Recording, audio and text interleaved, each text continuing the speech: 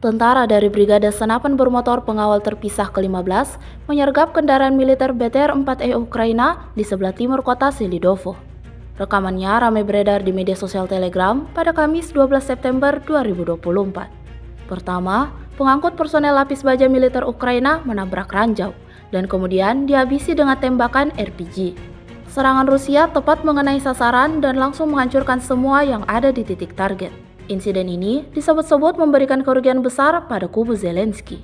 Hingga video ini beredar, beragam komentar dituliskan warganet.